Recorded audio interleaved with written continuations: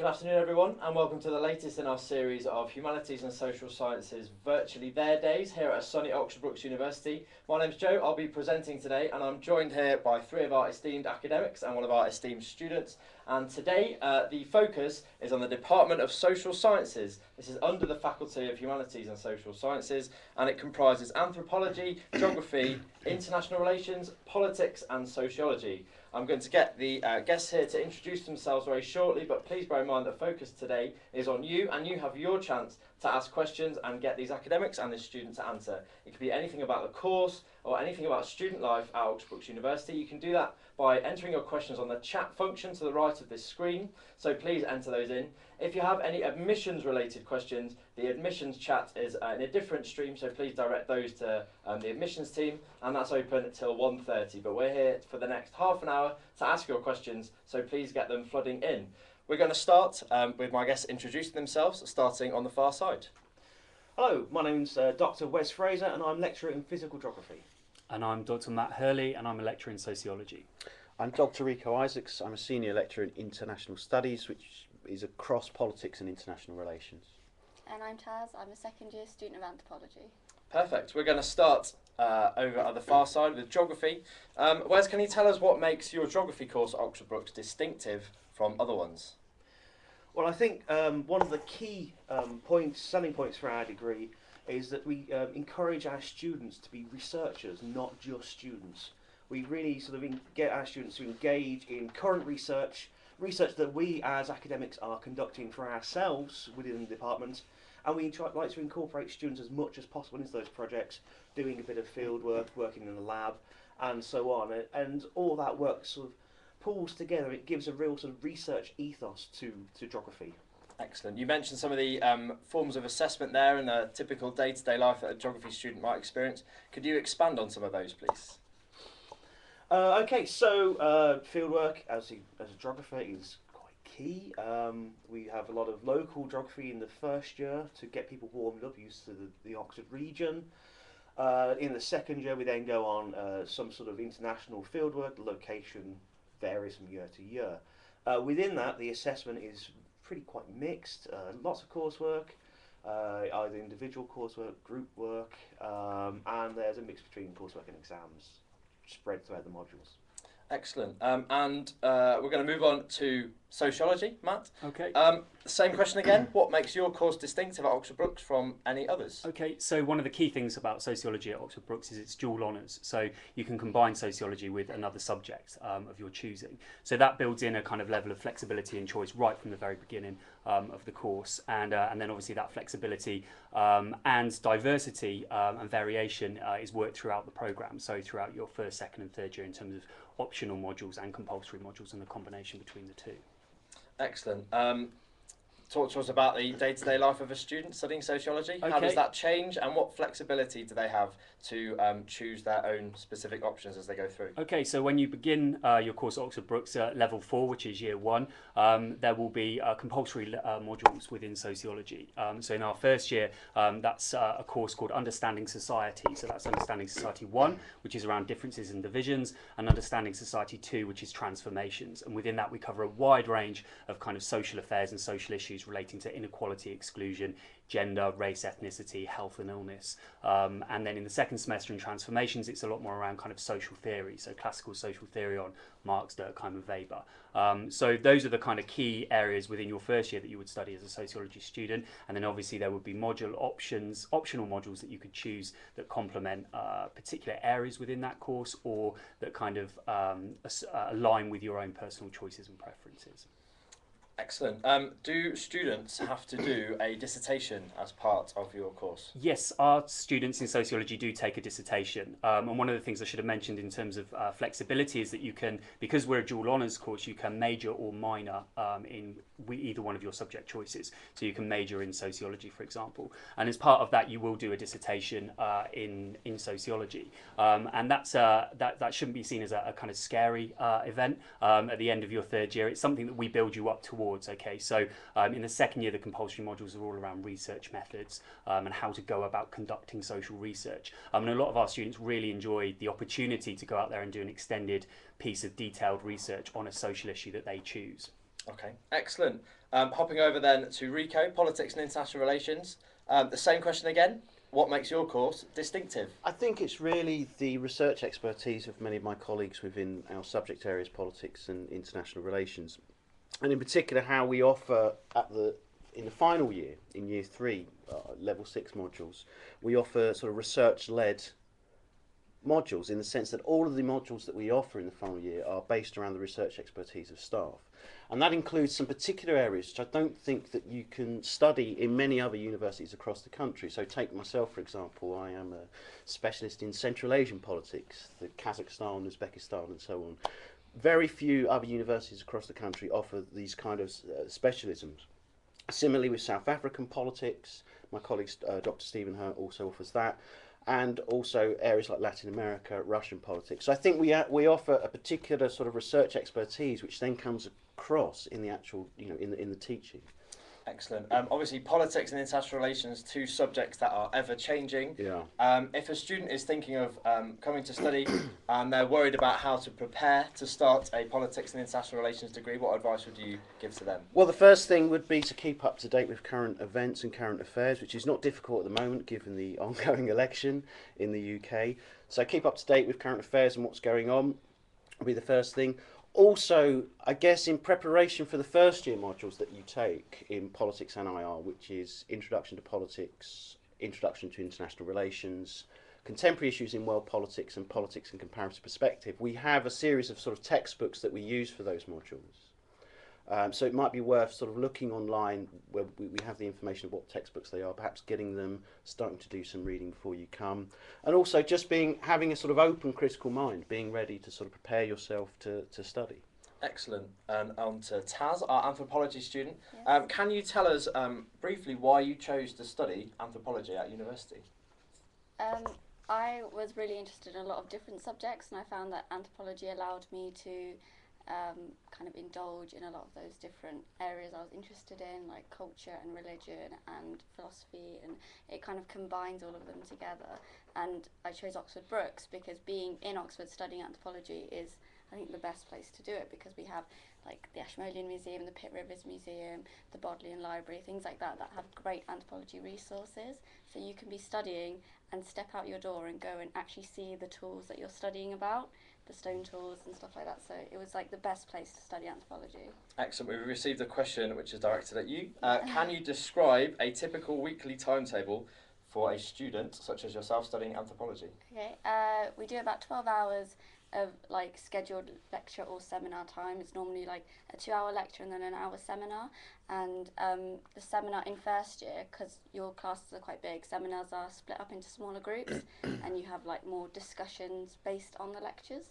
And it seems like you have loads of free time because you're only in uni 12 hours, but you spend a lot more time in university kind of doing your readings and doing your assignments and things. But it still gives you, like, I can still have a part-time job and stuff, so you still do have time outside of university to do other things and join other societies and sports groups and things like that. Excellent. Taz mentioned careers then. We're going to come on to that a bit later, so stay tuned for those and get your questions coming in there. Just while we're on the subject, you mentioned you do have a lot of free time, not many contact hours. If you did need to contact an academic or a lecturer outside of those contact hours, how easy is it to do that? Really easy. They have their office hours are like on their door or on the website and stuff like that, so you know where you can find them. They'll always be in their office at those times, like I think it's like twice a week they have like office hours, and you can always email them, like always, and they'll always reply to you, and you can set up like private meetings and things if you need help or just want to ask a question, and really easy to get in contact with them. Excellent. From an academic's point of view, how easy is it, how comfortable do you feel that your students can contact you regularly whenever they want? I think between us, we cover pretty much the entire week, sort of 9 till 6 every day of the week, every day of the 5-day week. Everyone has, as Taz said, a 2-hour slot, at which point we're guaranteed to be in or very near to our office, and it's an open door policy.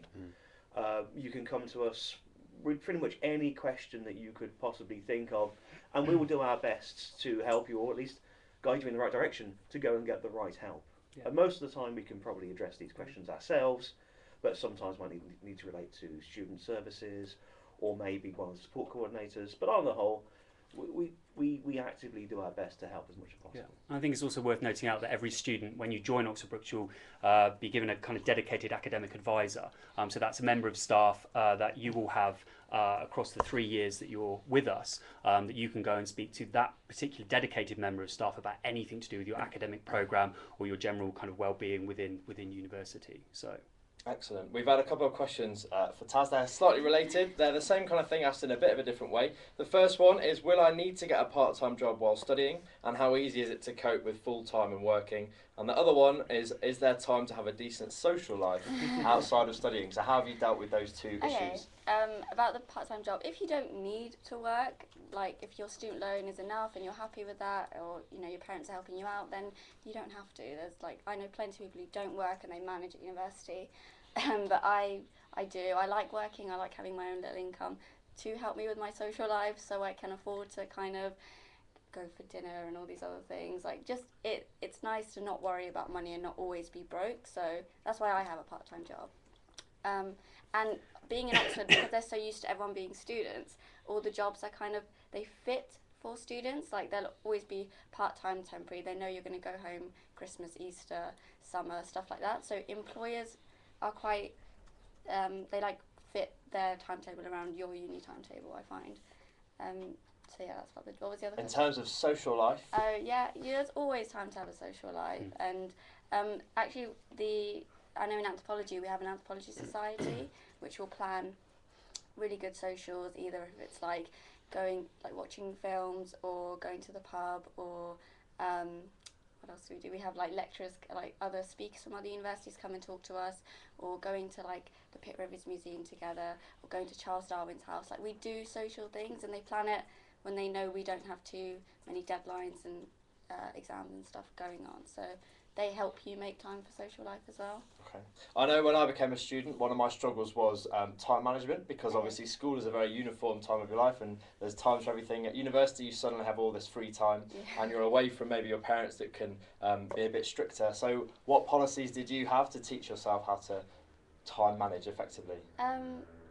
I used to make timetables for myself I still do, for each week. I know I'm in lectures these times, these are work hours, and then these are dedicated times to go to the library, and then other free slots I can go and do my own thing or go home for a weekend. I planned it accordingly, so just to help me prioritise. Advice from the most sensible students there.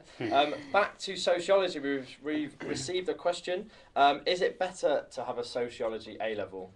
It's not essential, and I wouldn't say it is better or worse to have experience in sociology or to take a sociology A-level. Obviously, if you have done sociology at A-level before, you will be familiar with some of the debates and the key introductory material that we do. But those two modules I mentioned previously, Understanding Society, Differences in Divisions and Transformations, they're very much intended to kind of get everybody up to the same level. Okay, so it's an introduction to the course around key areas, gender, race, ethnicity, etc. And quite a lot of our students haven't done any form of sociology before that. So no, I wouldn't say it's essential to have sociology A-level before you join us. I suppose I can direct that question to the other two. I was actually going to say it's exactly the same for politics and international relations. There's no, if you have done politics, that's great, but the first year modules, Introduction to Politics and Introduction to IR, are set up so if you haven't studied it before, you can come in without having previously studied it. So it's set up there for if you're a beginner, basically. I can vouch for that, because I've done sociology modules and IR modules and politics and geography modules, having not done any of those A levels, and was absolutely fine. It was really interesting actually to learn all this new stuff, and helps me still with my degree. I still do sociology modules and yeah. So you have a lot of flexibility to choose to do definitely. modules outside of your degree then? I done one IR, one politics, one geography and one sociology, and it kind of helps you develop what you like, because you don't really know. It's very everything's so new to you, so you can kind of dabble in all these different subjects, and by the time you get to third year you know what you like and you know what you want to do, which really helps your dissertation as well, picking the topic. All these modules, a part-time job and a social life. Absolutely perfect. I think that what Rico and Taz sort of mentioned and Matt mentioned, it's a real core component of what we do at Brookes. It's at this first year level, You don't necessarily need to have done your subject before. All you need to come is with an enthusiasm and motivation for that, understanding more about that topic. Come along to the first year. It's where we get you all up to the same level. We build you up. We give you the foundations for the later uni degree, and that's a common theme running throughout the degrees at Brookes. It's the core thing that we do. Excellent. Focusing on geography again, can you tell us, let's focus on fieldwork, about how that works and how flexible it may be for geography students. Okay, fieldwork's particularly a favourite of mine. I am sort of more a field scientist in origin. So I'm a big believer on fieldwork for developing skills in a very broad sense, working as a team, communication skills, being able to synthesize data from your environment, in addition to the very sort of specific skills that you would generate in terms of maybe a hydrological experience out in the field, or maybe you're interested in marketplaces or governments in terms of governing regions, areas. There's lots of scope within geography for fieldwork. So I think it builds very specific subject skills, but also very useful transferable skills, which are important later on in sort of the place of work. In terms of geography fieldwork, there are no costs to students for compulsory fieldwork. Second year is our sort of key research training module, where we have a year-long module which is revolves around doing a week's fieldwork in an international location of some form. And that is the key research training for the rest of the degree. So lots of our students who go on the fieldwork and do well at it often go on to do dissertations because they have that core research skill built in. No costs for compulsory work, that's all within the fee structure. Beyond that, there is obviously incidental things like paying for your own lunch and dinner and any sort of other expenses you may incur. But that's nothing beyond what you would experience here at home in Oxford for the same week. So we cover all the costs of fieldwork, you cover any incidentals that you feel like you want to spend. Otherwise, it is cost-free to the students. Excellent. We've got a question, whereabouts have previous field trips gone? So, for example, this last presentation in the module, the physical geographers went to southeast Spain, a region called Almeria, where we looked at dryland hydrology. Southeast Spain is Europe's most desert-like region. The human geographers went at the same time to Malta instead. Lots of governmental issues, interested in cities, interested in a sense of space and place, and how people act within certain areas within Malta, and some of the sort of more environmental questions in Malta as well. Previously, work has gone to Gibraltar, New York, Czech Republic. Sometimes we have work going on in Jordan or the United Arab Emirates. So it's quite a variety. So the destinations, the students pick them, or do you pick them for the students? For the compulsory fieldwork, it's designated by the staff based on our own research interests and where we can deliver the best teaching, best focused teaching based on our expertise as a group, as a teaching group. But they do vary from year to year, depending on new staff coming into the department. Okay, excellent. We've had a couple of questions again for anthropology. We're keeping you very busy here. They're quite precise. One is, if you wish to focus on the cultural aspect as opposed to the biological, how practical does your course become in anthropology? Practical, like, not essay writing? I like, assume that's what they mean, yeah. It's less practical than biological, because with biological you do a lot more like stuff in the lab, measuring skulls and stuff. But it's still practical in culture in a sense that you can go and experience the cultures as much as you want through like videos and going to the museums and reading. Like, I find reading very practical because you're visualizing everything that you're learning about. So. But it's not as practical, like hands-on, as biological. Okay, and a link to that, someone here has asked, will you fall behind in the biological aspect if you don't have a science A-level? Not at all. I didn't have any science A-levels, and I'm doing like still equally biological and social anthropology in my degree, because I didn't think I'd enjoy biological, because I was never a science person in school, but I love biological anthropology, and I'm still doing it, and it hasn't, like, not being sciencey hasn't let me down. I'm still I got a first in the last biological module. So Okay. yeah. Excellent. Back to politics. Can you talk about the dissertations that students do? Yeah, so dissertations for politics are not necessarily compulsory. It depends. And it depends on whether you do politics and or international relations with another subject. So if you did politics, for example, with history, you could get away with not doing a dissertation. However, if you do our single honours in politics and international relations, the dissertation is compulsory. But there is a lot of advantages to doing a dissertation, and Matt said earlier, don't be scared of doing it, and don't.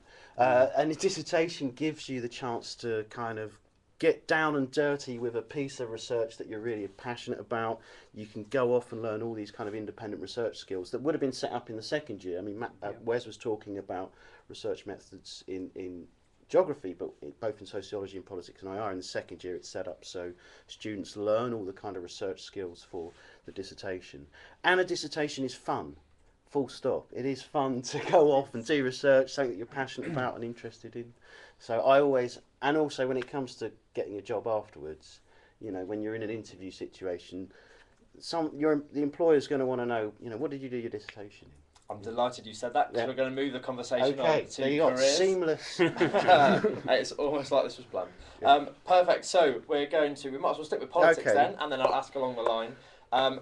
As students move through their degree and start thinking about careers afterwards, what kind of, as a question first, what kind of skills do you think your degree gives students in order to find jobs afterwards? Skills to find jobs or skills to become employable? To become employable. Okay, so yeah, I think the main one really is sort of critical analytical skills. So students are encouraged to think analytically, to be critical, not to take things at face value.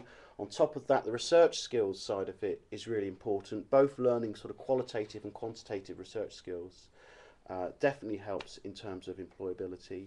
Things like planning, time management that Taz was talking about earlier, of course, are also incredibly important. Writing skills, communication skills, presentation skills, all of these things are incredibly crucial, I think. And for politics and IR in terms of careers, just quickly, because I know we don't have a great deal of time, we held a careers event actually last week where we had we had alumni come over, and the range of careers that people that study politics and IR at Brookes have gone into was incredible, from asset management, finance, journalism, working for Oxfam, working as a parliamentary researcher, across the board. Okay. Moving on to sociology, I assume a lot of the skills will be similar. How do you make sure that, what contacts do you have, or how do you make sure that students get in touch with the right employers? Well, we have similar to sociology, similar to politics and international relations. We have research active members of staff within the department, and as research active members of staff, we have a lot of contacts with other universities, other institutions. One of my colleagues, Professor Tina Miller, she's on a one-year sabbatical at the moment, a research funded by the British Academy, and she works a lot with the World Health Organization in Geneva.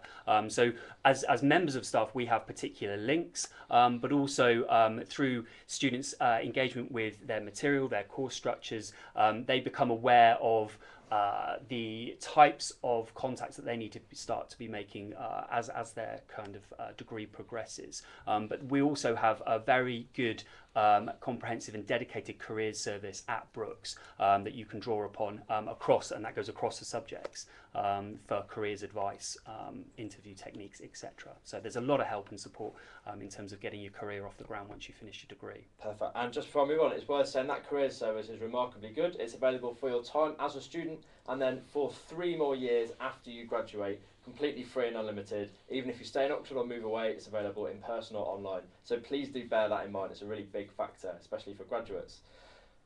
Geography. How do you use careers, and how do you set up your graduates for their future careers? Okay, many of the generic skills have already been mentioned by Rico and Matt. I think one I'd add to that is motivation. As Taz mentioned earlier, about 12 hours or so contact time during the week. There's a lot of other time that is not timetabled. It's down to you to be motivated, to be keen, enthusiastic, to go out and learn for yourself under guidance, but it's self-motivated learning time. And that, I think, is a real key component for later on in terms of career. If you can demonstrate that you are highly motivated to drive yourself forward, you will succeed well. In terms of destinations for geography graduates, there are many and varied, anywhere from the insurance industry into marketing. NGOs feature quite heavily. There's some going into sort of more lab research-based roles. And air traffic control featured recently. So wide variety. If you can think of it, we've probably got a geographer in that job. Excellent. We've had a question, we've spoken about destination of leavers, and the question here, what kind of careers can you get from an anthropology degree?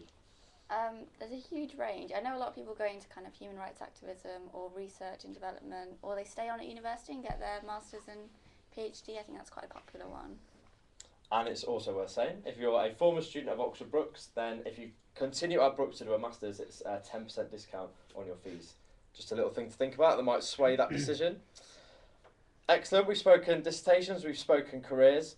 I'm going to put you all on the spot a bit here, starting at the far end. Can you tell me the thing you love the most about teaching at Oxford Brookes? I actually really enjoy the contact with the students. And we've talked about contact hours and office hours, but I think that's what really makes the job. When you've got a student come to you sort of not quite sure about a bit of coursework, a bit worried about the last lecture, and you sit down and spend, I don't know, 20 minutes, half an hour going through some ideas, and when they leave your office, they actually feel knowledgeable and enthused about that topic, and that kind of makes the job really worthwhile. So it's the student contact, I think, that makes it for me. Perfect. And I would most definitely second that. It's all around student contact for me. One of the nice things is now I've been teaching here for long enough to have met students when they come in their first year, and then to see them progress throughout their course and to leave and to graduate at the end, and to see the development in their own skills and the enjoyment that they have as students and as individuals. That's very rewarding for me as a member of staff. So, excellent. Yeah, they've both mentioned the two things that came to my mind, which is, of course, interaction with students, which is great, and I think also watching students from when they first come, and I lead the first year module Introduction to Politics, which is one of the first modules they take, and you sort of watch students' sort of eyes go off and they get these light bulb moments when they start to get things, and you watch their development right up to graduation. And actually graduation is quite fun, and being able to be there and celebrate with students their hard work over 3 years, so that's quite a fun and good experience. Brilliant.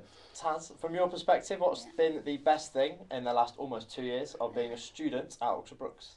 I think it's like ongoing. It's this, like you said, the light bulb moment. Like you're just constantly having these light bulb moments, and you grow as a person while you're at university, and it's those like landmarks when you realise you've accomplished something each kind of step of the way. It's really rewarding. Excellent. We only have a couple of minutes left, so Taz, if I could focus again on the broader aspects of student life that people may be concerned about. First of all, can you talk about the accommodation available for first years?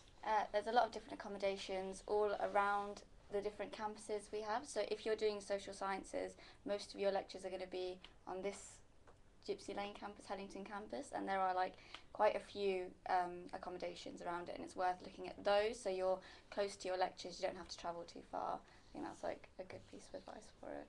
Excellent. And then afterwards, do people move into houses or into accommodation? Second year and third year, I live in a house and I will do next year as well, but if you're more comfortable in halls, there are halls available for second and third year students as well. Brilliant. You mentioned how good Oxford is as a city to live while studying anthropology. How good a city is it to live in just while you're a student? It's great because everything is kind of set up for students. There's loads of student discounts, there's lots of student buzz going on. We've got 2 universities in the town, so a lot of student events, a lot of it's set up for students and student life. Excellent. Do you have, again putting you on the spot, a most memorable moment of your time at Oxford Brookes so far? I think it was the day the new GHB building opened, because it kind of just brought everyone together. It was really exciting, and I was in the first lecture that they had in the big floating lecture hall, and that was incredible. Excellent. And we do offer a virtual tour of the JHB, which is available on the Virtually Their Day website, which is just a click away for you if you're watching this. So please do take that. Unfortunately, we've run out of time. That's all the time we have. Thank you so much to everyone who's watched and to ask questions. If you didn't get your question in time or would like more information on any of the things that were said today, then you can email us. The email address is social/sciences@brookes.ac.uk. If you missed any of this discussion, it will be available to watch in its entirety very shortly. Please also continue to direct your questions to admissions until 1:30 this afternoon, and do take the virtual tour. But thank you very much to our student Taz, to our academics Rico, Matt and Wes. Thank you from me for watching, and we hope to see you actually very soon. Goodbye.